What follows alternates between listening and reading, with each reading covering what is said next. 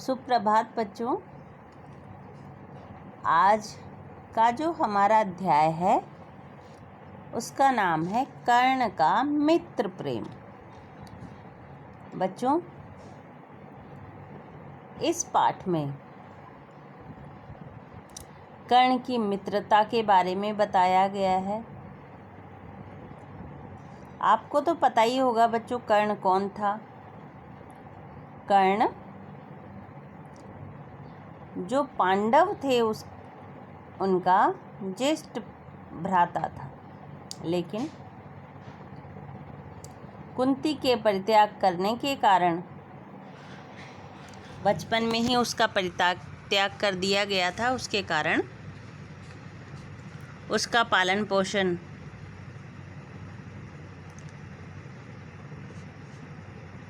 एक सूत ने किया, इसलिए कर्ण को सूत पुत्र भी कहते हैं।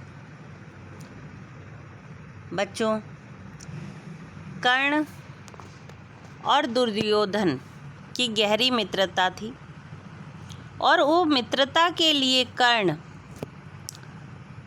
श्री कृष्ण ने जब युद्ध के समय कर्ण से आकर कहा कि तुम तो पांडवों के ज्येष्ठ भाई हो, तुम पांडवों की तरफ से महाभारत में युद्ध करो, लेकिन कर्ण ने मना कर दिया और दुर्योधन के उपकारों के बारे में बताने लगा कि दुर्योधन के उस पर क्या क्या उपकार है। तो चलते हैं बच्चों, इस कविता को पढ़ते हैं हम। कर्ण का मित्र प्रेम।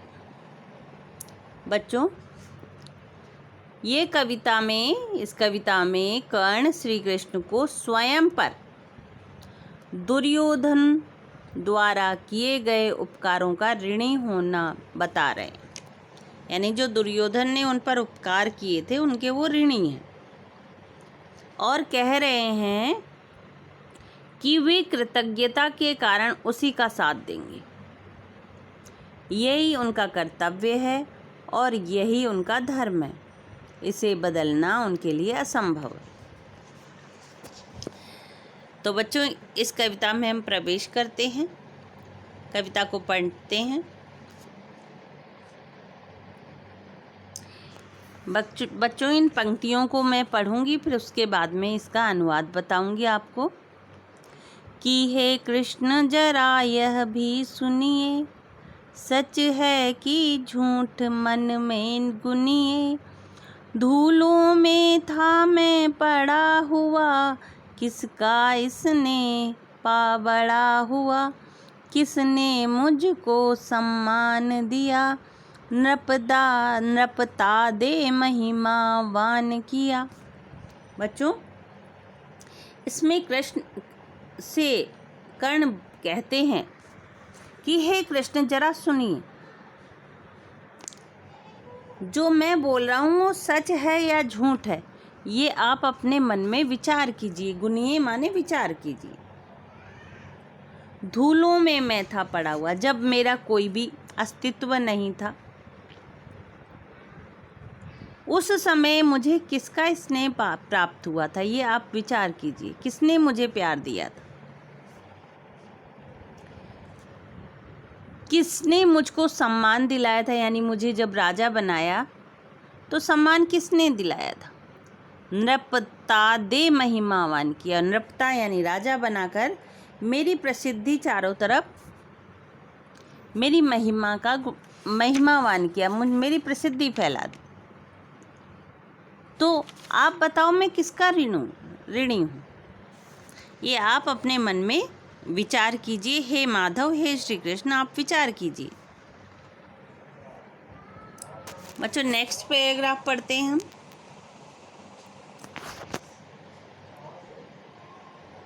है ऋणी कर्ण का रोम रोम, जानते सत्य यह सूर्य सोम। तन मन धन दुर्योधन का है, यह जीवन दुर्योधन का है। सुरपुर से भी मुख मोड़ूंगा, केशव में उसे न छोड़ूंगा। इन पंक्तियों में बच्चों कर्ण श्री कृष्ण से कह रहे हैं कि मेरा जो रोम रोम है, शरीर का एक एक रोम है, रुआ है, वो किसका ऋणी है? दुर्योधन का ऋणी है, कर्जदार है। ये सारी चीज़ें सूर्य और चंद्रमा भी जानते हैं। सोम मीन्स चंद्रमा और सूर्य, यह सत्य है। सूर्य और चंद्रमा इसके साक्षी हैं, क्योंकि मेरा जो तन मन धन क्या है? दुर्योधन का है। और ये जो जीवन मुझे दिया है वो भी दुर्योधन ने दिया है। मैं उसका ऋणी हूँ। सुरपुर से भी मुख मोड़ूंगा। सुरपुर यानी स्वर्गलोक। सुर माने जहाँ पर देवता निवास करते हैं, तो उसको क्या कहेंगे बच्चों? स्वर्गलोक से भी मैं मुख मोड़ लूँगा। किसके लिए? अपनी मित्रता के लिए। मैं स्वर्ग भी नहीं जाना चाहूँगा, लेकिन केशव मैं उसे न छोड़ूंगा। लेकिन हे श्री कृष्ण, मैं उसको किसी दुर्योधन को नहीं छोड़ूंगा। आगे है बच्चों, जिस नर की बाह गही मैंने, जिस तरु की छाह गही मैंने, उस पर नवार चलने दूंगा, कैसे कुठार चलने दूंगा। जीते जी उसे बचाऊंगा, या आप स्वयं कट जाऊंगा। अब बच्चों, कर्ण यहाँ श्री कृष्ण से कहते हैं कि जिस नर की, नर माने दुर्योधन की, बाह मैंने पकड़ ली है। गही माने पकड़ना। और जिस तरु की छां गही मैंने, तरु माने पेड़। पेड़ कौन है बच्चों यहाँ पर? दुर्योधन। जिस पेड़ की मैंने छाया प्राप्त की है, उस पर मैं किसी भी प्रकार का वार नहीं चलने दूंगा। उस पर किसी भी प्रकार की आंच नहीं आने दूंगा। और मैं उस पर कैसे कुठार यानी तलवार कैसे चलने दे सकता हूं? जीते जी मैं उसे अवश्य बचाऊंगा। मेरे जब तक जीवन रहेगा तब तक मैं उसे अवश्य ही बचाऊंगा। यदि मैं उसे बचाने में असमर्थ रहा तो मैं स्वयं ही उससे पहले कट जाऊंगा, यानी उससे पहले मृत्यु मुझे आ जानी चाहिए। मैं स्वयं अपने आप को निछावर कर दूंगा। लेकिन हे माधव, मैं उसे नहीं छोड़ सकता, नहीं त्याग सकता। अगला है बच्चों यहाँ पर,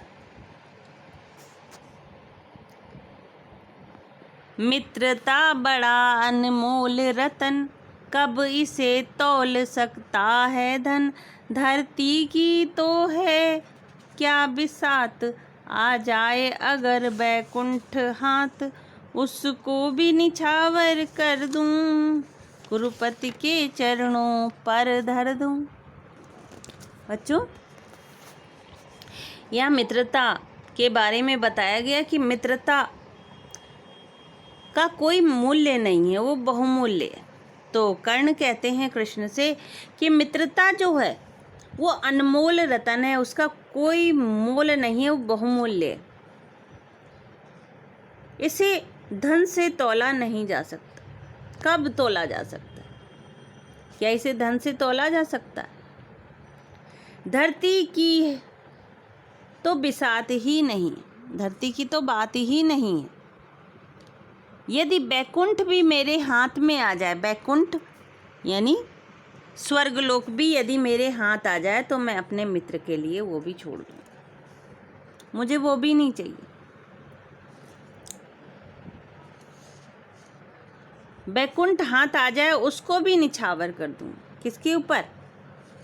कुरुपति के चरणों पर। कुरुपति यानी कुरु माने कौरवों के राजा, यानी दुर्योधन के चरणों पर मैं उसको भी, किसको? बैकुंठ को भी उसके चरणों पर रख दूं। धरती के तो कोई बिसात ही नहीं, धरती की तो कोई बात ही नहीं, मैं स्वर्ग को भी उसके चरणों पर अपनी मित्रता के लिए रख दूंगा, क्योंकि उसने मेरे साथ बहुत अच्छा किया, बहुत उपकार किया मेरे ऊपर। तो इस तरह बच्चों इस कविता में बताया गया है कि अपने जीवन जो मूल्य हैं उन पर दृढ़ रहना चाहिए, भले ही उसके लिए हमें सब कुछ अपना निछावर करना पड़े। जैसे कर्ण ने जीते जी दुर्योधन का साथ नहीं छोड़ा। तो बच्चों इस तरह से आपका जो ये अध्याय है समाप्त होता है।